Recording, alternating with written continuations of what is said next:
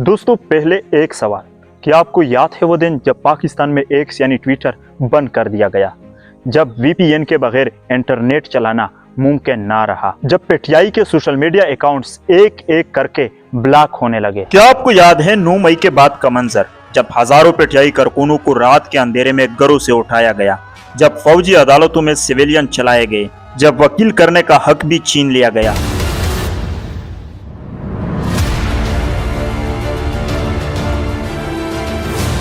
क्या आपको याद है वो माँ जो महीने अपने बेटों की तलाश में धक्के खाती रही, न एफआईआर, न पता, न कोई जवाब, बस सिर्फ एक खामोशी, जिसे रियासती दहशतगर्दी के सिवा और कोई नाम नहीं दिया जा सकता। क्या आपको याद है वो नौजवान जिसने एमडीकेट की तैयारी में 2 साल लगाए और फिर पता चला कि पर्चा लीक हो गया था। वो नौजवान जो पढ़ लिख कर भी नौकरी नहीं पा सका, क्योंकि नौकरी अहलियत पर नहीं सिफारिश पर मिलती है। क्या आपको याद है जब एक मारूफ मशहूर लीडर को झूठे मुकदमात में जेल भेजा गया, जब उसकी पार्टी का नाम लेना जुर्म बन गया, जब मीडिया पर ऐसी खामोशी छा गई जैसे कोई बात ही नहीं हुई। लेकिन दोस्तों आज मैं आपको बताना चाहता हूँ कि ये कहानी सिर्फ पाकिस्तान की नहीं है। सरहद के उस पार भारत में, जैसे दुनिया की सबसे बड़ी जमहूरियत कहा जाता है, बिल्कुल वही कुछ हो रहा है। वही बेरोजगारी, वही तालीमी धोखा, वही बिका हुआ मीडिया, वही झूठे मुकदमे, वही खामोशा हुआ, वही धमकियां और वही हुकूमत जो अपनी ही आवाम को दुश्मन समझती है। फर्क सिर्फ ये है कि पाकिस्तान में ये सिलसिला पीटीआई के खिलाफ चला और भारत में ये सब एक ऐसी पार्टी के खिलाफ चला जो असल में पार्टी थी ही नहीं, बस एक मजाक था, एक ट्वीट था, एक सटीरिकल सोशल मीडिया पेज था जिसका नाम था कॉकरोच जनता पार्टी। और ये मजाक इतना खतरनाक लगा हुकूमत को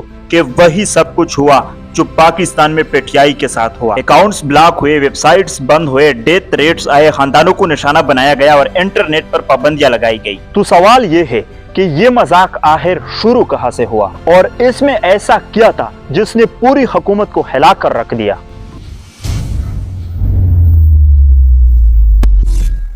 जी अस्सलाम वालेकुम, मुझे कहते हैं मोहम्मद नासिर और आप देख रहे हैं द पश्तून चैनल की 12वीं वीडियो। 15 मई 2026 सुप्रीम कोर्ट ऑफ इंडिया में एक आम सी समाअत जारी थी, लेकिन फिर उन्होंने कुछ ऐसा कहा जिसने पूरे मुल्क को हिला कर रख दिया। मुल्क के सबसे बड़े जज ने बेरोजगार नौजवानों को कॉकरोच कहकर पुकारा। They don't get any employment, they don't have any place in profession. Some of them become media, some of them become social media, some of them become RTI activists, some of them become another activists, and they start attacking everyone. जरा तस्वीर बनाए अपने जहन में एक ऐसा मुल्क जहां नीट का इम्तिहानी पर्चा लीक हो चुका हो, जहां करोड़ों नौजवानों बेरोजगारी की चक्की में पीस रहे हो, न ढंग की नौकरियां, न माकूल तनख्वाहें, न काम के हालात और महंगाई हर रोज नई ऊंचाई छू रही हो। पाकिस्तान जैसा लग रहा है ना? हाँ, क्योंकि जुल्म की जबान हर जगह एक ही होती है। ऐसे माहौल में जब मुल्क की सबसे बड़ी अदालत की तरफ से ये अल्फाज आए तो ये सिर्फ हेडलाइन नहीं बना, ये एक चिंगारी बन गई। अगले ही दिन सीजेआई सुवेरिया कानत ने सफाई देते हुए कहा, उनका कहना था कि वो इंडियन यूथ की नहीं बल्कि उन लोगों की बात कर रहे थे जो जाली डिग्रियों के साथ कानून, मीडिया और सोशल मीडिया में घुस चुके हैं। उन्होंने नौजवानों को तरक्की याफ्ता हिंदुस्तान के सतून भी करार दिया। लेकिन जब तक ये वजाहत आई, चिंगारी शोखला बन चुकी थी। 16 मई को बोस्टन यूनिवर्सिटी में जेर तालीम 30 साल हिंदुस्तानी तालिब इल्म अभिजीत देवके ने एक ट्वीट किया, what if all cockroaches come together. इसी दिन, इसी लम्हे मजाक मजाक में उसने सोशल मीडिया पर एक पार्टी बना दी, कॉकरोच जनता पार्टी। ये बीजेपी पर सीधा एक तंज था। ये कोई बाकायदा रजिस्टर्ड पार्टी नहीं थी, न कोई दफ्तर, न कोई मंशूर और न कोई फंड, बस एक वेबसाइट, एक सोशल मीडिया पेज और एक ख्याल। इससे पहले भी बीफ जनता पार्टी, भारत या जुमला पार्टी जैसे सोशल मीडिया पेज बन चुके थे। आमतौर पर ऐसे सोशल मीडिया ट्रेंड 2-3 दिन तक चलते रहते हैं और फिर लोग भूल जाते हैं, लेकिन सीजेपी अलग निकली। इस पार्टी में शामिल होने का मेयार भी इतना ही मजाहिया था। क्या आप सुस्त है? क्या आप घंटों ऑनलाइन रहते हैं? और क्या आप खुद को कॉकरोच की तरह महसूस करते हैं, जैसा कि सीजेआई ने कहा? अगर हाँ, तो आपका जात, मजहब, सनफ कुछ भी हो, आप सीजेपी के रुकन है। यही वो लम्हा था जब सबको समझ आया कि ये मामला अब सिर्फ मजाक नहीं रहा। सिर्फ 2 दिन के अंदर ट्विटर पर 40,000 से ज्यादा फॉलोअर्स, 4 दिन के अंदर इंस्टाग्राम पर 8 मिलियन से ज्यादा फॉलोअर्स। सुबह उठते ही देख रहे होंगे कि हमारे फॉलोअर्स अब बीजेपी से भी ज्यादा हो चुके हैं और आज 22 मिलियन से ज्यादा फॉलोअर्स। और ये तादाद अभी भी बढ़ रही है। शायद ये दुनिया की तारीख में सबसे ज्यादा ऑर्गेनिकली ग्रो होने वाला सियासी सोशल मीडिया अकाउंट बन चुका है। लोगों ने खुद ब खुद अपनी वीडियो, सॉन्ग्स और मेम्स बनाना शुरू कर दिए। उन्होंने हमें कॉकरोच कहा। हाँ, मैं हूँ कॉकरोच।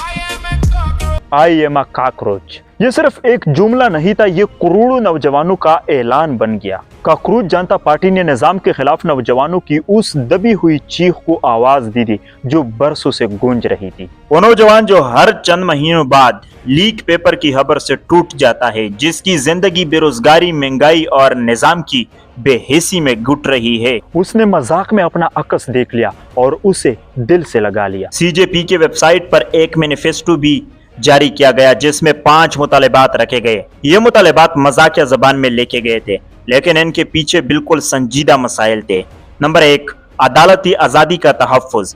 रिटायरमेंट के बाद किसी भी चीफ जस्टिस को इनाम के तौर पर राज्य सेवा की नशिस्त न दी जाए। नंबर 2, इलेक्शन की शफाफियत। अगर मुल्क में कोई भी जायज वोट डिलीट हुआ तो चीफ इलेक्शन कमिश्नर को UAPA के तहत गिरफ्तार किया जाए। खवातीन की नुमाइंदगी, पार्लियामेंट और कबीना दोनों में खवातीन को 50% रिजर्वेशन दी जाए। नंबर 4, मीडिया की आजादी। अंबानी और अडानी के मीडिया हाउसेस के लाइसेंस मंसूख किए जाए।